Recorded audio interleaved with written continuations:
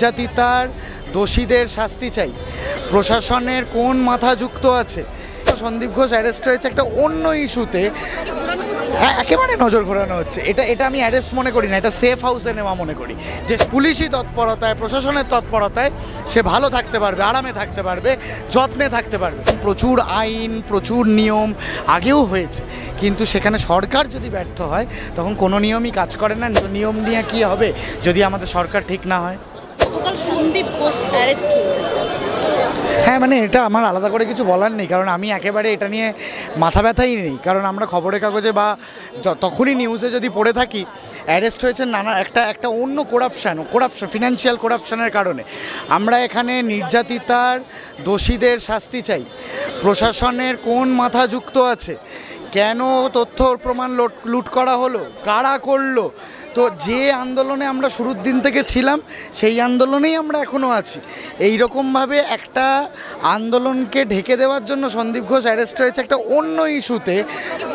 হ্যাঁ, একেবারে নজর ঘোরানো হচ্ছে। এটা আমি অ্যারেস্ট মনে করি না, এটা সেফ হাউসে নেওয়া মনে করি। যে সাবধান করে দেওয়া হলো সন্দীপ ঘোষ এই ভিড়ের মাঝখানে পড়ে গেলে তাকে কচুকাটা করা হবে, তো সেখানে একটা সেফ হাউসে চলে গেল যেখানে পুলিশি তৎপরতায়, প্রশাসনের তৎপরতায় সে ভালো থাকতে পারবে, আরামে থাকতে পারবে, যত্নে থাকতে পারবে। তারপরে হয়তো দুদিন পর আবার দেখবো কুণাল ঘোষের মতন আবার স্পোক্স পার্সন হয়ে চ্যানেলে বসে আছে। এটা একটা প্রসেস যেটা এই তৃণমূল সরকার, বিজেপি সরকার দুজন মিলে এটা করতে চিরকাল সক্ষম হয়েছে এবং আজও সেইটা করে চলেছে প্রতিনিয়ত। তো এইটা আমাদের আন্দোলন থামিয়ে দেওয়া, দমে যাওয়ার কোনো জায়গাই নেই। কারণ সন্দীপ ঘোষ অ্যারেস্ট হয়েছে করাপশনের জন্য। এইখানে আন্দোলন চলছে নির্যাতিতার দোষীদের, এবং দোষীদের যারা কন্টিনিউয়াসলি আড়াল করেছে সে প্রশাসনের যত বড় মাথাই হোক না কেন, তাদের শাস্তি পাওয়া না অবধি এই মিছিল চলবে, আন্দোলন চলবে। সাধারণ মানুষ নিজেদের মতন করে যেভাবে পথে আছে, ডাক্তাররা লালবাজার অবরোধ করে বসে আছে, আমি কালকে সারা রাত ছিলাম, আবার যাব আজকে রাতে, অবরোধ করে বসে আছে, তাদের আন্দোলন চলবে। সবাই সবার মতন করে আন্দোলন করবে, এটাই কাম্য। আমিও শুনলাম তাই। বিল পাস হয়েছে তো খুব মানে খারাপ বিষয় না, খুব ভালো বিষয়।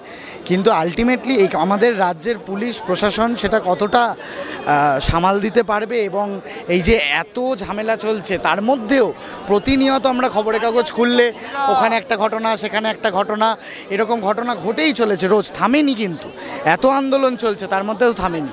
সেখানে দাঁড়িয়ে আমরা যদি রিয়েলিটিতে, মাঠে যদি আমরা সামলাতে না পারি, আমাদের এই সরকার সামলাতে না পারে, সরকার প্রতিবারের মতন ব্যর্থ হয়, তাহলে তো আর নতুন করে কিছু বলার নেই। মানে এরকম প্রচুর আইন, প্রচুর নিয়ম আগেও হয়েছে, কিন্তু সেখানে সরকার যদি ব্যর্থ হয় তখন কোনো নিয়মই কাজ করে না। নিয়ম তখন চলে যায় প্রশাসনের হাতে। নিয়ম তো এটাও ছিল না যে যেখানে খুন হলো বা ধর্ষণ হলো সেই অকারেন্স এরিয়াতে কেউ ঢুকবে না, এটাই নিয়ম। যারা কেউ কিছু জানে না, যারা মোটামুটি টিভি দেখে তারাও জানে এটাই নিয়ম। তাও তো নিয়মের বাইরে গিয়ে প্রশাসনের লোক, ডাক্তার, আধিকারিক তারা ভিড় করে সেখানে ঢুকেছে। তো নিয়মের বাইরে আমাদের রাজ্যে কাজ হয়, তো নিয়ম নিয়ে কি হবে যদি আমাদের সরকার ঠিক না হয়? বাংলা হান্টের আরো খবর দেখতে নজর রাখুন। বাংলা খবর মানেই বাংলা হান্ট।